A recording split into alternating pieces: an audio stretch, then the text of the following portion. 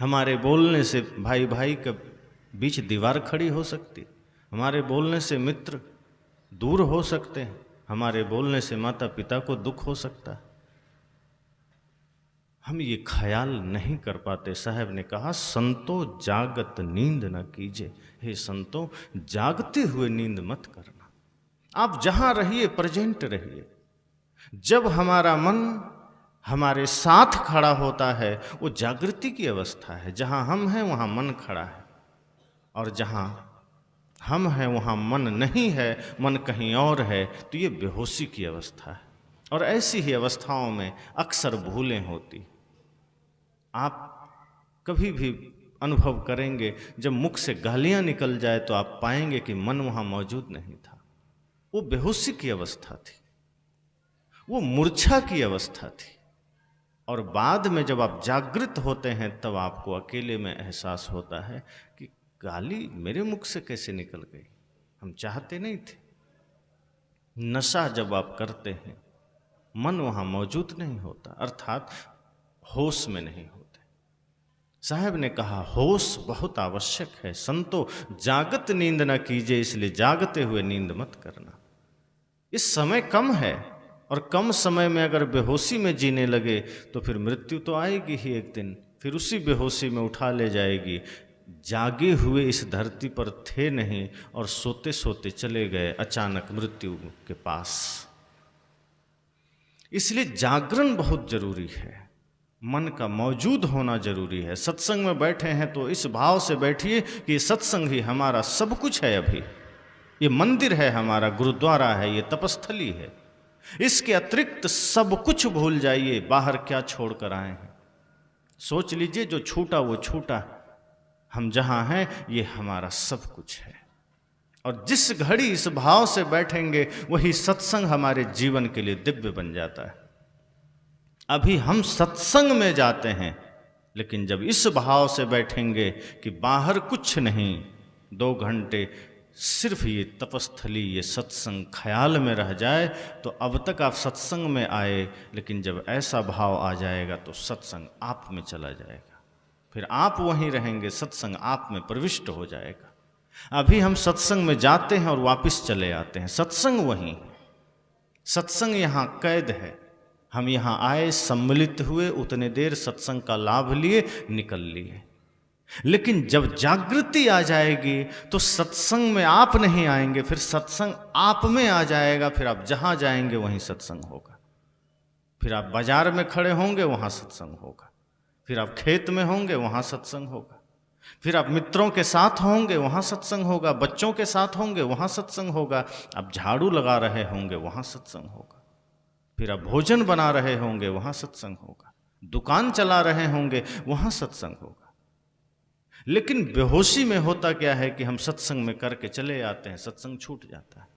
जैसे चौराहे पर लाइट हो और पूरा गांव अंधेरा हो और आप चौराहे पर बैठे हैं, तब तक आपको लग रहा है कि हम तो प्रकाश में हैं, लेकिन जैसे ही चौराहे से आप घर लौटेंगे आप अंधेरे में हो जाएंगे। इसलिए वो चौराहे की लाइट आपके लिए सदा के लिए नहीं है, लेकिन जब उस चौराहे के लाइट से प्रेरणा लेकर आप भी एक टॉर्च की व्यवस्था कर लेंगे कि ठीक है, इस प्रकाश से इतना तो ज्ञान हुआ कि मुझे भी प्रकाश चाहिए जाने के लिए।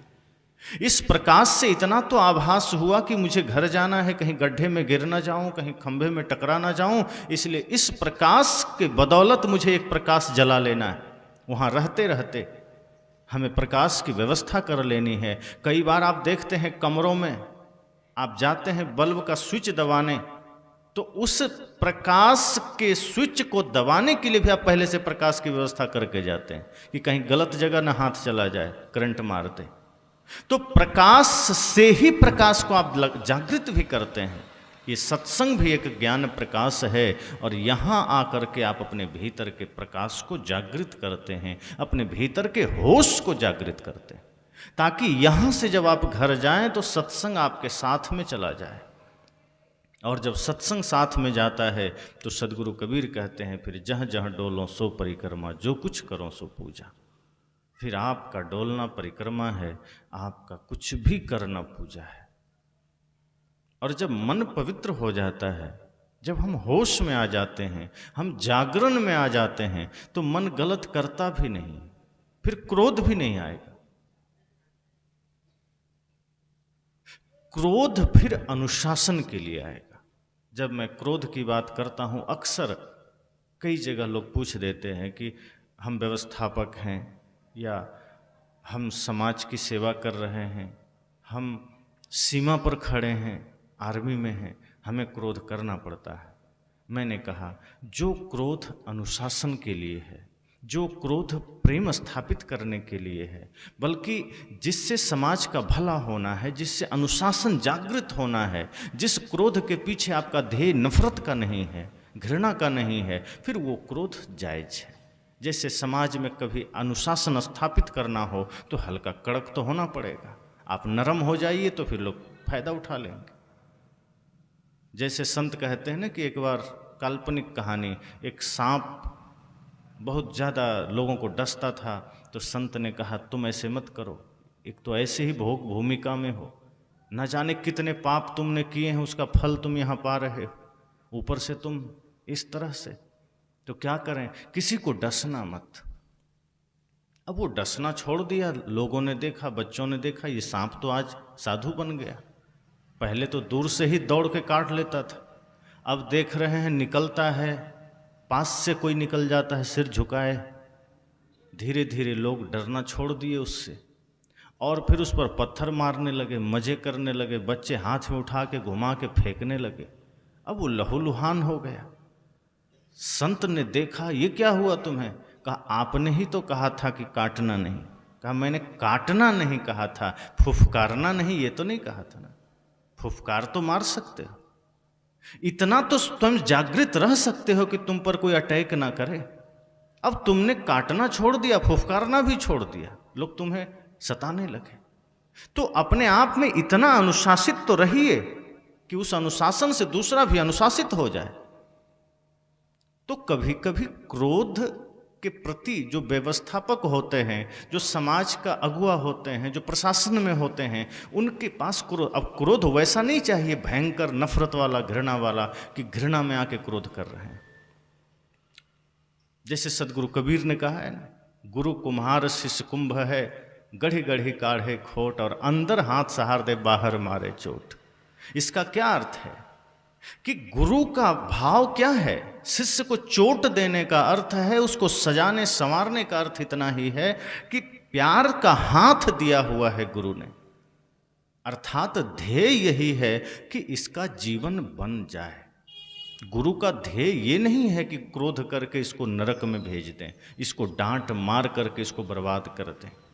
गुरु अगर हमें चोट देते हैं, गुरु अगर हम पर गुस्सा करते हैं, उसके पीछे का कारण इतना है कि शिष्य में एक परिवर्तन आ जाए और वो भाव हो जाए कि गुरु कर ले आप समान, कि वो मेरे जैसा बन जाए।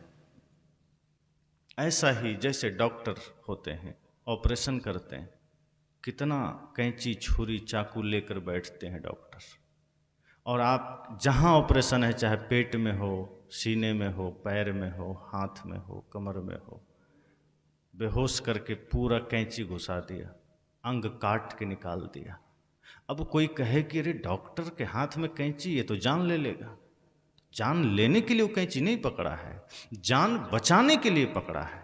वो जो ऑपरेशन कर रहा है, उसके पीछे उसका ध्येय ये नहीं है कि हम इस आदमी को मार दें। अगर वो आपके अंग को काट रहा है, आपके पास वो कैंची लेके ऑपरेशन कर रहा है, तो उसके पीछे उसका ध्येय यह है कि ये व्यक्ति रोग से मुक्त हो जाए, निरोग हो जाए। इसलिए मैंने कहा कि सदैव हमें इस भाव में जीना है, जागृत होकर के, होश में। हम बेहोश होते हैं तो अनाप शनाप क्रोध कर लेते हैं फिजूल बातों में। जब हम बेहोश होते हैं तो गालियां निकल जाती है, बेहोश होते हैं हम किसी की निंदा में लग जाते हैं, बेहोश होते हैं शिकायत में लग जाते हैं, बेहोश होते हैं तो दूसरों का दोष देखने लगते हैं। बहुत सावधान रहने की जरूरत है। हम किसी का दोष देख रहे हैं, समझ जाइए कि हमारी दृष्टि बाधित हो गई। हम बाहर के आंखों से दूसरों का दोष देख रहे हैं। अच्छा हो कि नेत्र बंद करके हम अपने ही दोषों को देखें, अपने ही दोषों को निहारें, तो शायद वो ठीक हो जाए। लेकिन हम बैठते हैं बड़े इत्मीनान से, कई जगह 2-4 लोग बैठते हैं और एक तरफ से वो दूसरों का दोष ही लिखते और पढ़ते हैं, गिनाते हैं, जैसे कि बहुत बड़ा काम वो कर रहे हैं, एकदम जिम्मेदारी पूर्वक बैठते हैं और दूसरे की निंदा, दूसरे की शिकायत, दूसरे की चुगली, इसके अतिरिक्त कोई काम नहीं। फला आदमी ऐसा है, फला साधु ऐसा है, फला आदमी गलत किया, उसने चोरी किया, उसने छल किया, वो नकली वो असली, इसी में हमारा पूरा जीवन निकल जाता है।